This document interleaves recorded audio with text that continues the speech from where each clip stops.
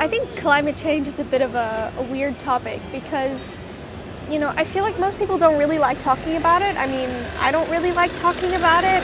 If you bring it up in conversation, it's just such a downer.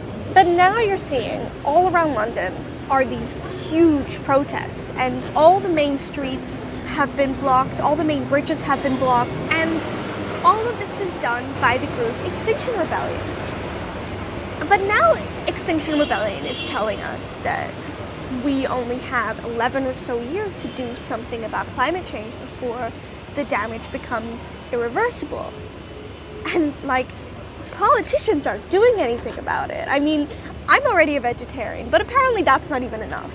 And so my generation has to take up the whole responsibility of solving climate change in the next 10 years, or else we're gonna have to deal with the consequences of it. I feel like the more I think about it, the more scared I am. And I feel like I have to do something, or else.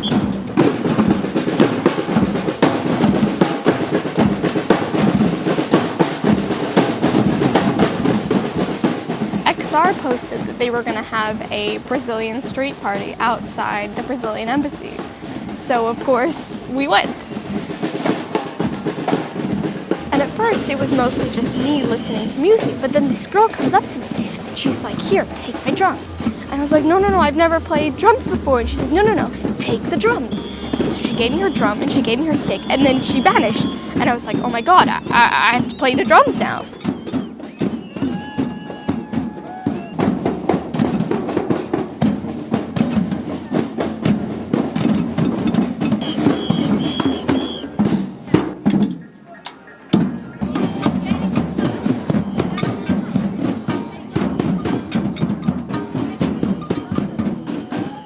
And eventually I got the hang of it, but as fun as it was, I still wanted to know more, so I decided to ask an expert on climate change. How would climate change affect the agricultural industry in Africa? Okay. The worst case scenario is where we will have droughts. Droughts, as you know, mean people will migrate, will start moving from one area to another area, looking for survival. And no, there's no guarantee that with this movement they will end up somewhere where the land is more fertile or water is available for. Because the problem is, as population rises, the truth is that water will be more and more scarce. Not just a few million. It's going to be millions and millions of people.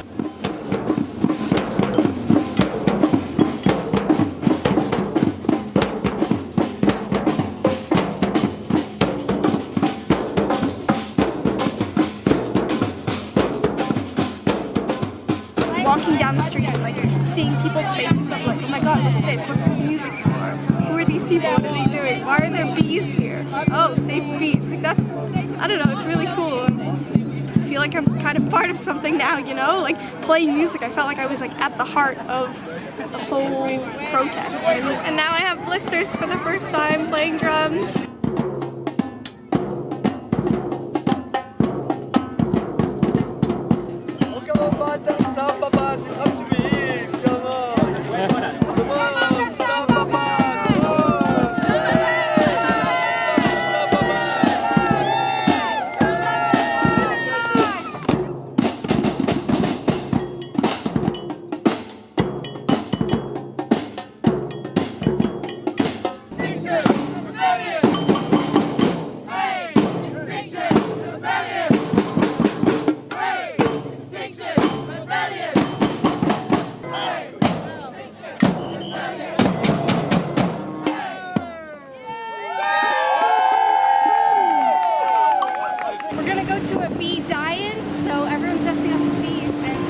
Pretend to be dying in front of Hackney Town Hall.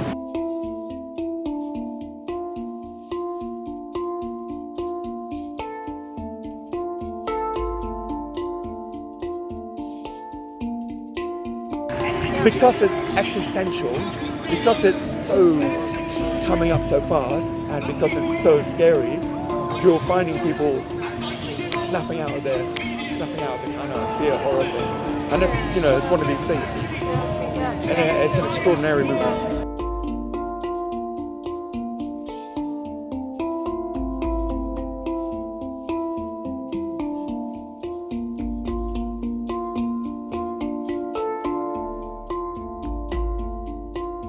The protests always look so cool, but I really wasn't expecting everyone in XR to be so kind and welcoming. I think there's something quite comforting being around people who are just as equally scared of the end of the world as you are. Well, I think according to a few studies, I mean, it's not going to happen in like 100 years. It's going to happen in my lifetime, in my kid's lifetime. Maybe I would not be surprised if in a decade, maybe even less than a decade. My family's from Egypt. They've been living there for generations in Cairo. I used to go to Cairo a lot throughout my childhood. And you see a map of how climate change will affect countries that are near the equator or countries that are hot already in the Middle East. And you see that if we get to 2 degrees rising or above that, those countries will become uninhabitable. You look at Europe, and Europe already experienced a refugee crisis of 1 million people, and the UK was eager to turn these people away. I mean, my cousin just had a baby boy in Cairo, and I look at his future, and I know that his future is going to be filled with suffering, and I can't stop it. The worst part is that this isn't just Egypt, this is all of Africa, this is America, this is Asia, this is the whole world, and I don't know what to do, you know? I mean, I'm trying to change things in my life, and I'm trying to do the best I can and change habits, but I worry that it's not gonna be enough. I mean, what if joining Extinction Rebellion in the end is just me drumming and going vegan? I mean, like, big deal, as if that's gonna change anything. And everything in our life, everything that we do contributes to this system, and this system is slowly killing us.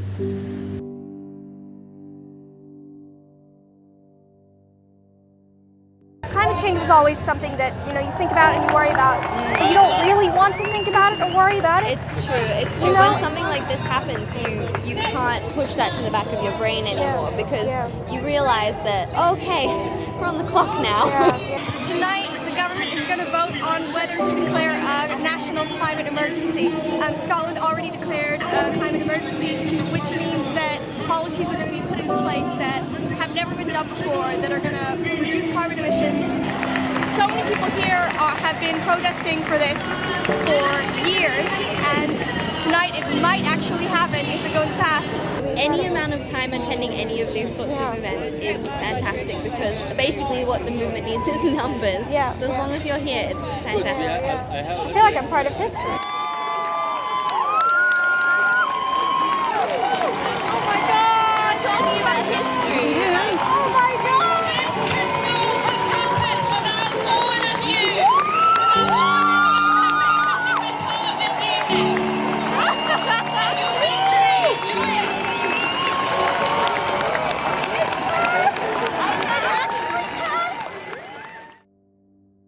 I know how scary it is, and I know you don't want to think about it. But the truth is, we only have 11 years to do something about climate change, and so we can't be scared anymore. We think it's so impossible that we possibly can't have an impact on the way the world is going, but the British government just declared a climate emergency, and that was only because of all the protests that were happening outside Westminster and all across London. If I can join Extinction Rebellion, never had played drums before, never have gone to protests before, if I can do it, anyone can do it. We just have to show people in power that we care enough, because they will listen to us. And what I think joining Extinction Rebellion has done for me is that it's really helped me come to terms with that future, and that's honestly something that I didn't think I would ever be ready for.